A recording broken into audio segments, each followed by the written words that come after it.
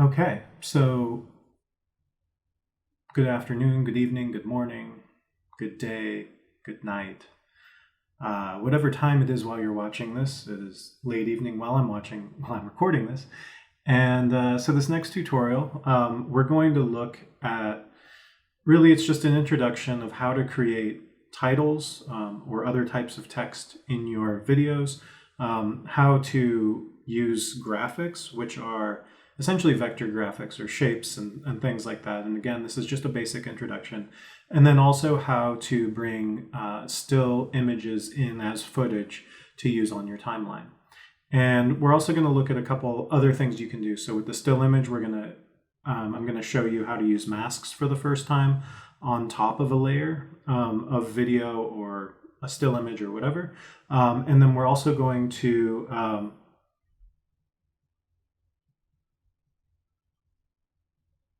we're also going to look at some blend modes and some ways that you can use the graphics that you've created.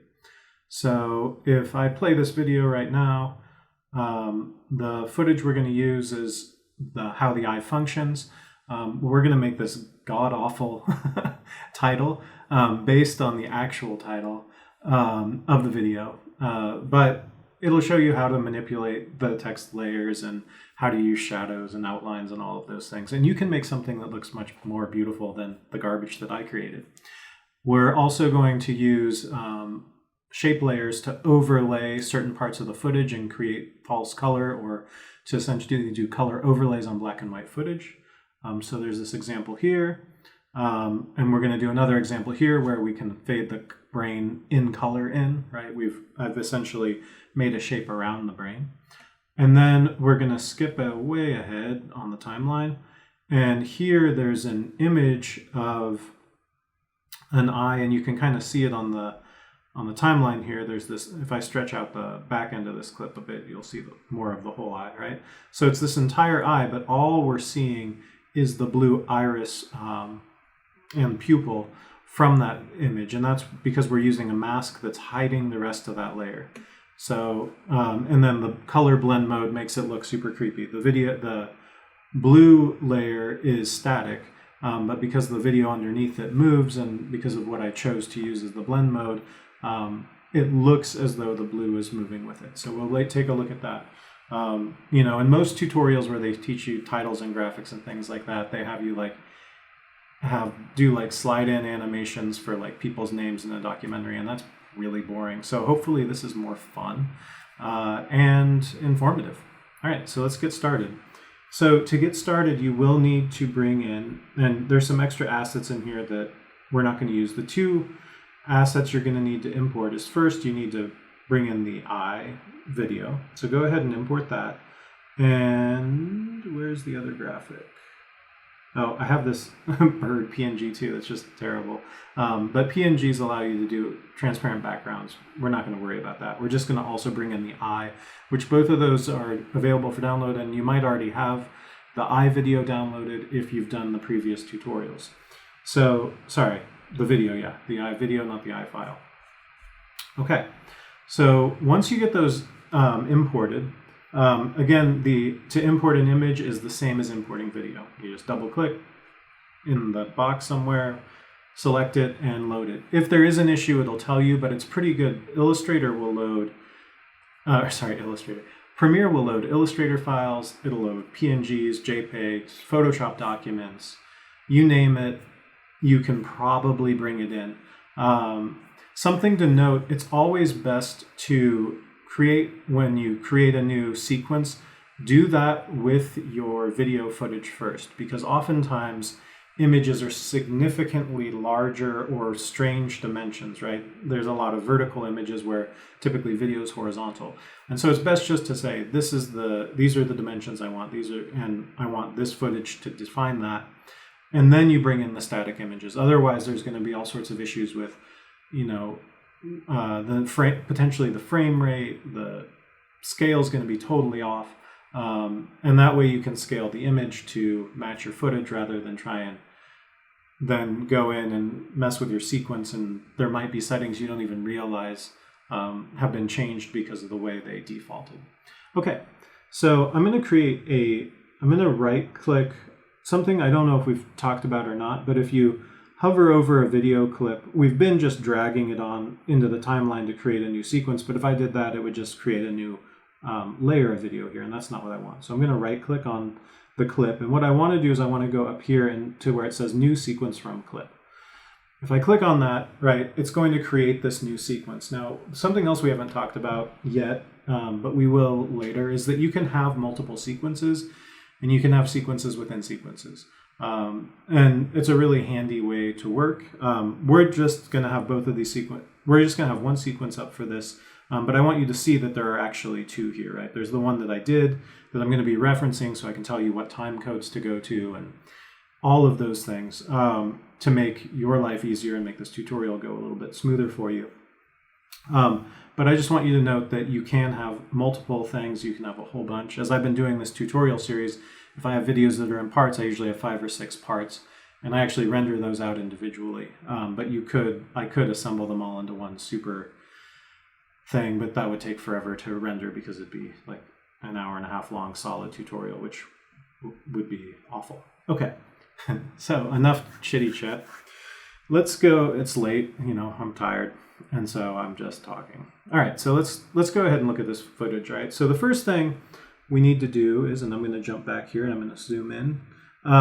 What I want to do is we're just going to pull, and in order to make all our time codes correct, I'm going to do this exactly the same, even though all of this should probably scoot forward a little bit, but that's fine. So we're going to move the how the eye footage, the starting point, we want to move that to 9 seconds and 6 frames, which is a mystical number, right? So what I'm going to do is first I'm going to move the playhead. And to do that, I'm going to come in here. And I know that it was 9 seconds and 6 frames. And if I hit tab after I replace those numbers, my playhead's going to scoot over. And then I can just click on this footage and I can drag it over until it snaps to the playhead. And if for some reason it's not snapping, you probably have snap and timeline turned off, which means you might have accidentally hit the letter S, or you clicked on this button at some point. Okay, so now that I've scooted this over some, I'm going to leave my playhead here. And so now essentially we just have, right, some dead space at the beginning of our timeline, right? There's nothing there. So I'm going to make sure, so tricky, I'm going to make sure that this is actually where it's supposed to be. Okay. And now what I want to do, well, shoot. Now what I want to do is change it back into the view that you have, and I apologize. But so what was happening is that this is that I was already in graphics mode and I totally forgot. So what we want to do is we want to go into the graphics, workspace, because it exposes some things that makes it a little easier to work with graphics, much like the color correction mode did. So let's go ahead and click on graphics. And when we do that, things change a little bit, right? The timeline's here, the project window, everything's basically in the same place except the tools are up here rather than down here. And then this Essential Graphics tab pops up. And you'll note there Lumetri scopes and some other things are available here. We really don't need to use that. And my phone is also going off like crazy right now. So let me pause this tutorial and we will come back. Okay, so to continue where I left off, before I got so intensely interrupted by messages coming in my phone that are still coming in, apparently. Right, so we've got the Essential Graphics tab, we've got our footage, we've moved this clip over here, and now we need to add, we're going to start adding titles. And what we're going to do is we're going to scoot the playhead over a little bit until that how the eye functions text pops up. And we're not going to be able to perfectly recreate this amazing hand-lettered title that's just, in my mind, it's just gorgeous.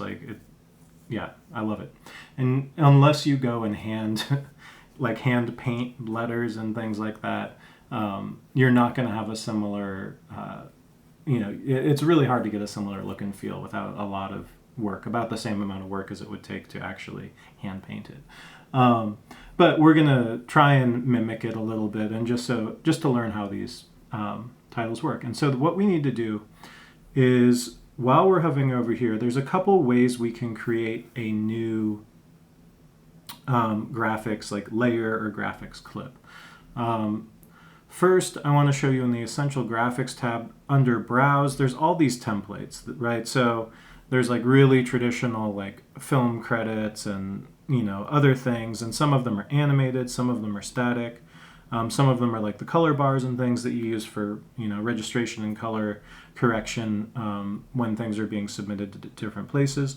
But they have all of these different options. And we're not going to use any of these default ones. There's apparently more available on Adobe Stock, but only if you pay for it, or only if you have it as part of your subscription to Creative Cloud. If we click on Edit, that's where most of the magic is going to happen. And there's a couple of ways we can do this. We can either click on this little paper with the folded up corner to create a new layer. And the way that this works is that each text object we create, or each circle or rectangle, or whatever line, whatever we create in the graphics mode gets created on its own layer. So if you've used Illustrator before, or Photoshop, but it's more like Illustrator because they're all vector graphics. But if you've used one of those things, these tools and the way they work are going to make sense. They're things you've seen before. So when I assemble these, this is probably going to be the most interrupted tutorial I've ever created. I get a few minutes in and something happens. This is a whole nother day that I'm starting in right now. And so in order to create a new layer essentially, if there is no graphics clip where your playhead currently is, it will create a new graphics clip, and it will add a new layer to that for every item that we put on there. So anytime we drop a line of text in, or anytime we use the pen tool, or or if we hold down on there, the rectangle or the ellipse tool, anytime we use one of those, it's going to create a new layer. And if there's already a graphics clip, it'll add it to the graphics clip in that layer. And if there's not, it will create a new graphics clip. And there are ways that you can also, like there may be a thing where you want two separate video tracks that have your graphics on them. But usually you try and keep that all in one, because you can keyframe the different things individually if you need to move them around. But we're just going to do some basic layout with this. So I'm going to go ahead and select the type tool. And I'm going to go ahead and I could either click and drag to create a type area, or I could just click to drop a little text box. And if I do that and I just type out how, and then notice I'm doing caps and lowercase here, how the I, right? I'm going to keep this as one line right now. And I know if you hit escape at this point and then hit the letter V, then you can actually grab this and move it around. I'm going to pull it down a little bit so we can see this. So, right, there's two different fonts being used in the title. There's, right, the how, I, and functions is one font, and then the is, some other font. And it is at an angle as well, right? And so really typing out how the I is probably not what we want to do. What we're going to want to do is we're going to want to have we could either have 3 layers, and we'll look at what those look like. One for how, one for the, and one for I. Or since how and I are aligned, we could just take the out. And the way that if you're in this move mode and you want to be able to edit the text inside this box, there's a couple ways you can do that. First, you could select the type tool again, which will immediately highlight this box in red. And then when you click, you drop the cursor wherever, and you can select and things like you would in any other program. The other way to do it is if you just double click on the text. Once you have this, like if I don't have this selected, I select it and then double click. Then it will select all the text in the box, and then I have the text tool available again. So those are your options. So I'm going to go ahead and delete the for now. And I'm just going to put a couple extra spaces in here. And now we need to choose a font and the font size that is going to work and the character, the spacing between the characters, right? If you have a graphic design background, you know all all the words, right? The kerning and all the other technical terms. We're just going to worry about spacing. Now, there is some funniness here because this E is significantly further apart from the Y than the other E, but we're not going to worry about that in our version.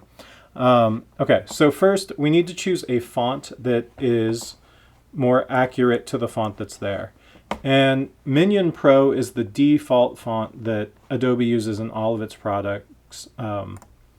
It's one of my least favorite fonts. But if we come over here to the Essential Graphics and we're on Edit, actually before I change the font, we should talk about this tab a bit. All right, so first, this is the layer that I'm on. If I had the word "the" in there, it would show up as another text object, which is what this capital T means, and it would just say "the." And then this I, right, makes it visible or invisible.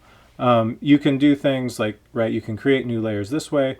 You can create groups, so if you have a lot of stuff on the page, you can kind of group it. We're going to leave it to pin to video frame. There's a bunch of alignment tools, so if I want to make sure, if I wanted this to be vertically centered, I could vertically center it. If I want to horizontally center it, I can horizontally center it. If you happened to have stretched out and created a text box when you made this text, you just want to note that, so I'm going to do that and just create another layer here real quick. So if I click and drag to create a text box and then say, let's just do functions since we know we need that word. Right. So I have functions, and you'll notice that here, right, you can see it says functions here. I don't see that N. And that's because this box isn't quite big enough. So what I need to do is I need to hit escape on the keyboard, and then I can, I think I hit escape. No, it's not letting me hit escape yet. So I'm going to go up, I'm going to grab my selection tool, and then all I need to do is I need to pull this out a little bit further, and that S will pop up. And you might notice that there's actually, I put a space in there as well for some reason. Now if I hit escape and click off and, I don't know why it worked minutes ago and not working now, but whatever. Okay, so one thing to note is if I was to go and try and center this on the screen right now, there's this additional space here that's going to be calculated in that centering, right? Oh, that was the wrong one, sorry. There's that additional space, and so it'll center it, but it's not quite right, I don't believe. And so what you should do is you should try and pull this box in, and even the bottom edge too. Pull it in until, there's a point where the text will disappear. And so it's best to try and keep those boundaries as close to the text as possible.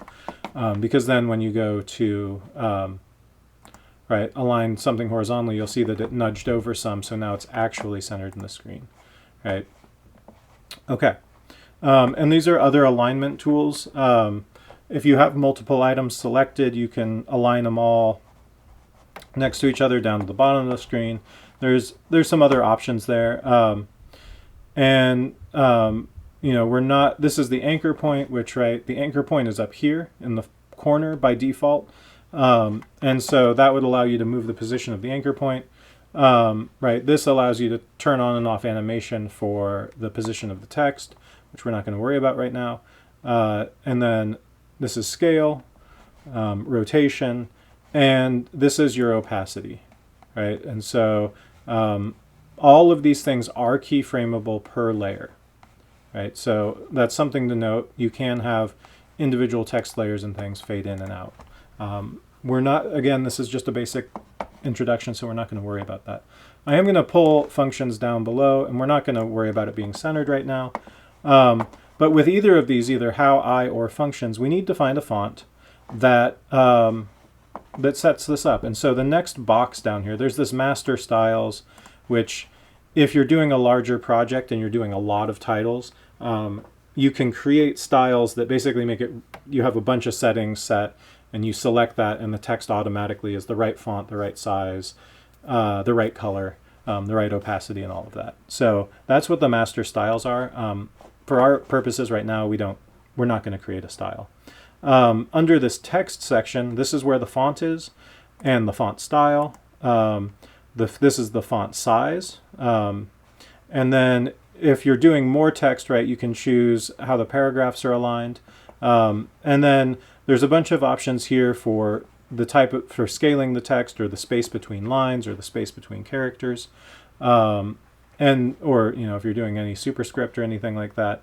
And so those are all options that are there. And then at the bottom here is the appearance, right? And so this has your fill color, whether there's a fill, your stroke color, and whether there's a stroke, background and shadow, mask with text, etc. So if I was to turn on the stroke and turn off the fill, then I'll have transparent inside and a opaque outside. So if I click on fill, I can also choose any color that I want it to be, right? This could be red with this white outline and it looks hideous.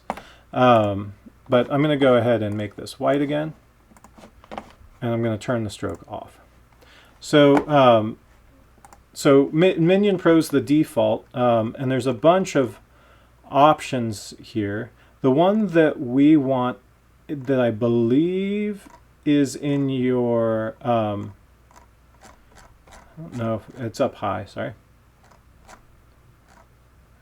The one that we want that's in here is Cornerstone. I do not know if that will be supplied by default. If it's not, you could use Arial Black, you could use any one of these like heavy fonts. And so I choose Cornerstone, and you'll see that it disappears when I clicked Cornerstone. And that's because Cornerstone makes the text larger, right? But you'll also notice it's pretty close to this. There's some differences, right? The C doesn't wrap around, but the O's are pretty squared off. And for some reason, capital N's are lowercase n's in Cornerstone, but that's fine. It's close enough, right? It gets it to be something like that.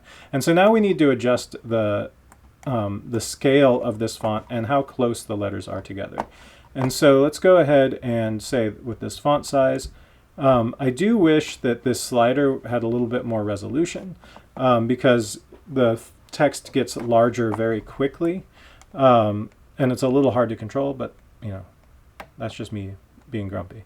So 116 is probably too much. Maybe 108 would be a good size. Yeah, seems like 108 is about the original size of the text. Again, we're just doing this as a way to see how this works. And then we just need to make these letters a little closer together. And so to do that, there's this VA with the arrows there. And if I click on that and drag, and I click and hold my mouse down and drag, I can slide left or right to make the the letters closer together or further apart, right? And so we want this to be, a little bit closer together. I'm going to put it maybe this close, and it's a little bit smaller than it needs to be there, so maybe 116 was a better size, right? And this will make the text a little bit taller than the original text, but again, we're just going to have this hanging out beyond the front of the clip. So we've got this one piece of text, so let's go ahead, and we know we want how and I to be the same. And so we're going to go up here, and since we just chose Cornerstone, if I scroll all the way up, it should now be my top option up here, or whatever font you ended up using. All right, so I'm going to do Cornerstone, and you'll see that the spaces are much larger, so it spread this text out a lot. And then I'm going to hit Command A to select, or Control A if you're in Windows, to select all that text. And I'm going to set this scale to 116 as well. And this time I'm just clicking in on the number and then typing it in. And that's because I already know that, so I don't have to deal with like sliding around and figuring out where the best place is. So now that I've got this set, I might pull this text together a bit closer, but they're honestly it's pretty much spaced the way that this is spaced, and you can see the W is different, but it's reasonably close. Okay, so let's say we're happy with all of these. Now, one of the other things that this font happens to have on it is a pretty huge shadow, and it's not just a shadow, it's like it's got thickness. We're just going to look at applying a shadow to this text rather than dealing with making three-dimensional text. So what we want to do is we want to go down to the appearance section of this essential graphics panel, and we want to turn on the shadow. As soon as we do that, we get a bunch of settings, and because this footage is black and white and grayscale, I'm actually going to make this shadow some awful bright color, just so that it makes it easy for us to see what we're doing. So I'm going to go with magenta because everybody loves magenta. Okay, so by default, the opacity of our shadow is set to 75%. The angle at which it's offset from the original text is 135 degrees.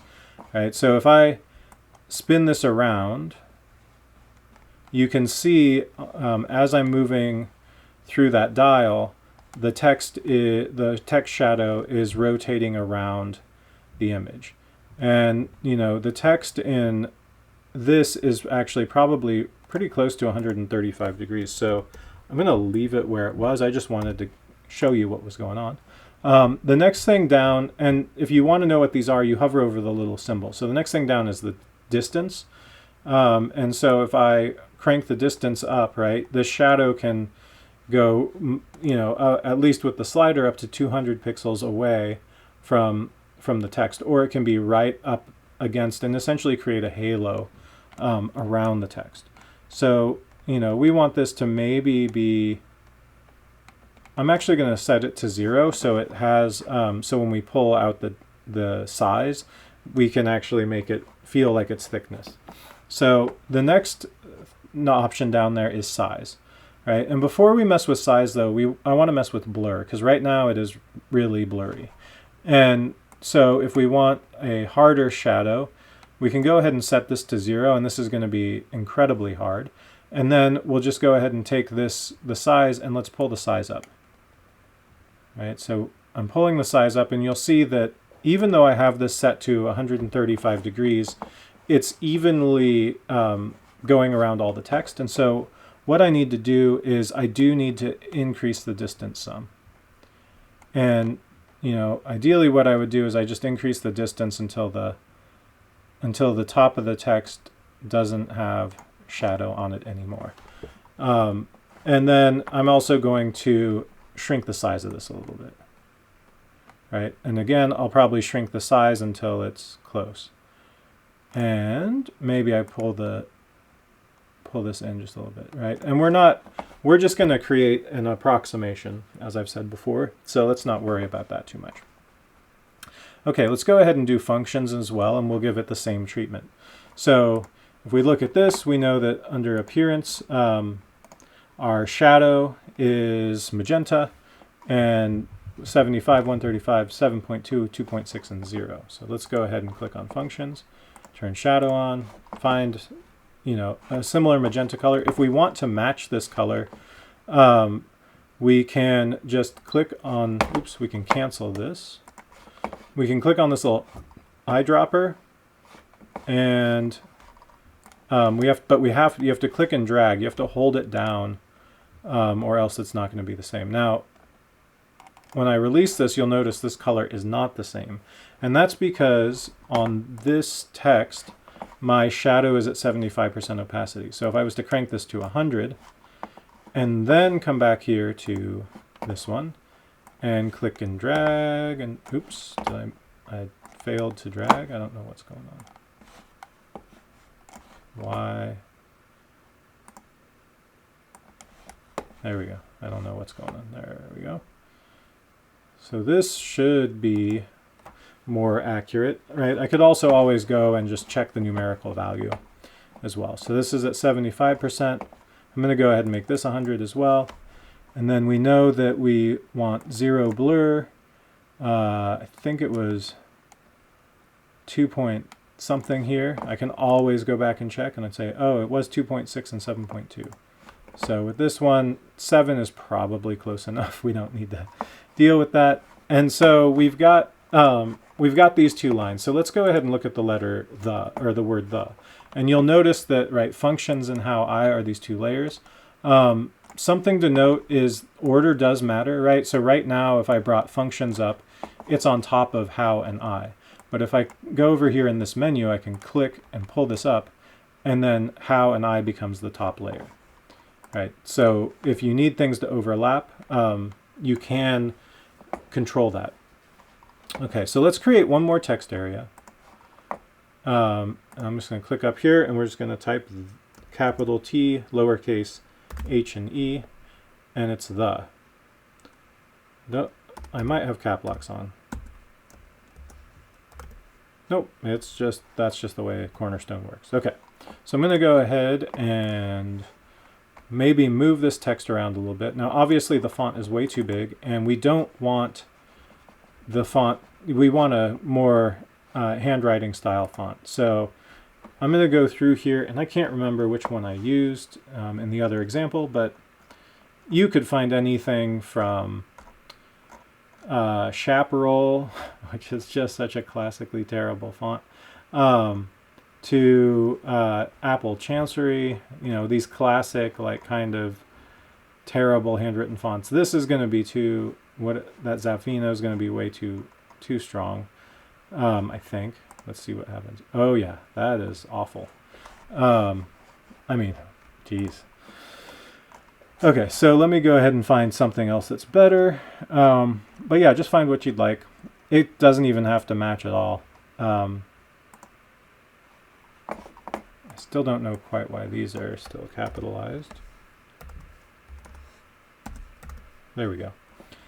So this is getting closer, but the T isn't quite the T I would like, but I may just go with that. I may hop back through here a little bit more and just try and remember what I used.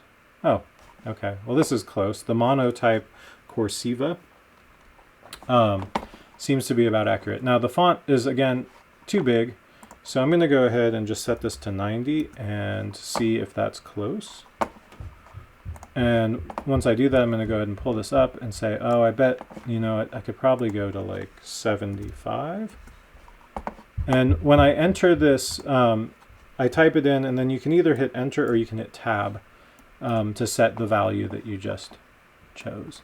So that's pretty close in size. So now I need to rotate this, and we haven't, you know, we could rotate it in a couple ways. We could come over here and just click on this little rotation.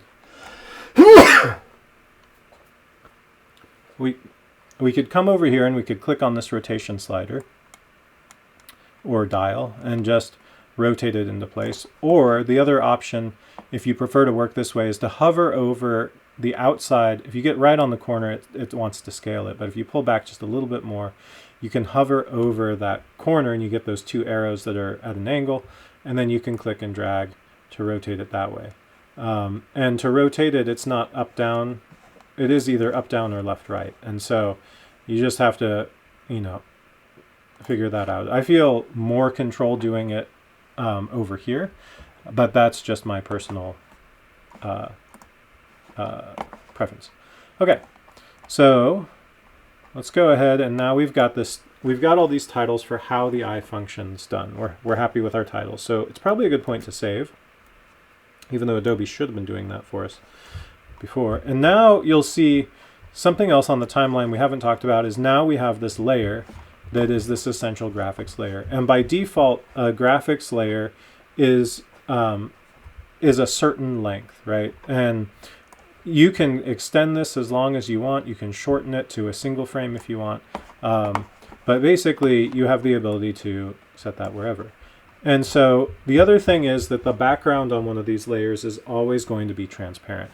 So whatever your background color here is, which is typically black by default, and it's rare to have a different color in the background in Premiere, you're going to have, right, your text is going to be showing up on this black backdrop.